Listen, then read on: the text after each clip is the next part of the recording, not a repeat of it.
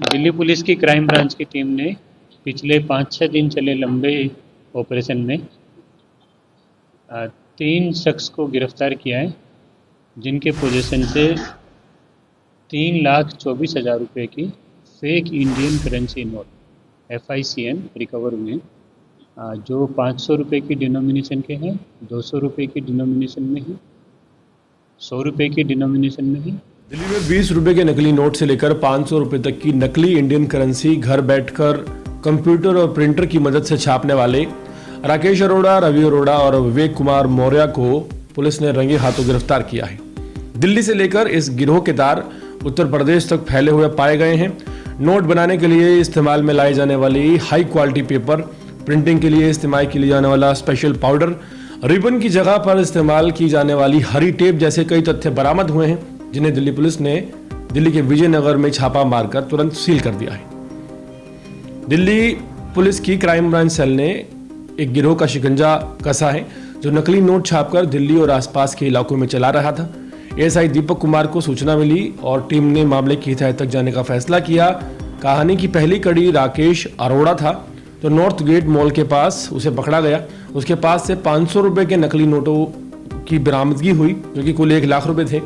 राकेश के मोबाइल की पड़ताल की गई, विवेक कुमार मौर्य तक पहुंचा गया। राकेश ने पूछताछ में बताया कि नकली नोट विवेक ही उसे देता था। इसके पीछे उसका भाई रवि अरोड़ा भी शामिल था। यह खुलासा टीम के लिए गेम चेंजर साबित हुआ। अगली कड़ी में टीम शाहजहांपुर उत्तर प्रदेश पहुंची और रवि के घर पर छापा मारा। वहां से 35 नकली नोट 500 रुपए के मिले। सिर्फ इतना ही नहीं, रवि के पास से एक मेडिकल सर्टिफिकेट, एक 5G फोन भी बरामद हुआ, जो बाद में नेटवर्क की कड़ी बनकर उभरा। रवि ने पूछताछ में विवेक के नाम से जुड़े कई खुलासे किए।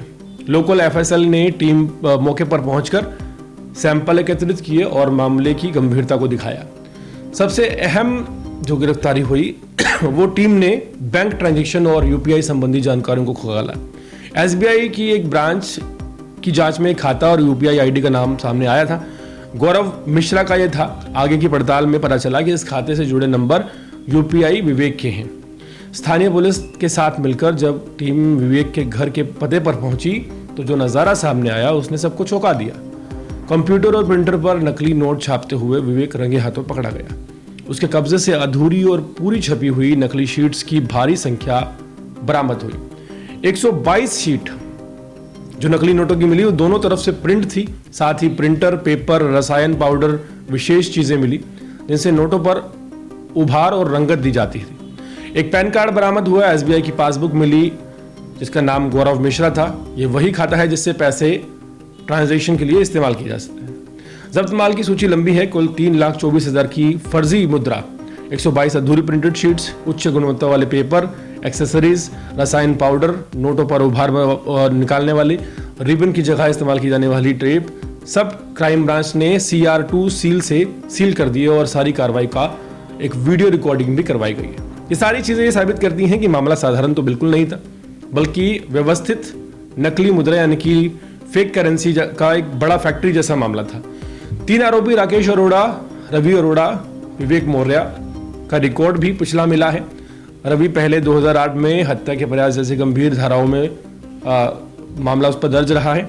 2024 में नकली मुद्रा के जुड़े एक मामले में मामला दर्ज पाया गया है। विवेक की जो फाइल है वो भी लंबी है। 2017 के कई आपराधिक मामलों से लेकर 2023 में फर्जी मुद्रा से जुड़े आरोप तक, यानी कि ऐसा गिरोह है जो पहले भी अपराधों में संलिप्त रहा है। अब नकली नोटों के कारोबार में हाथ आजमा रहा था। कह सकते हैं कि दोबारा कोशिश कर रहा था।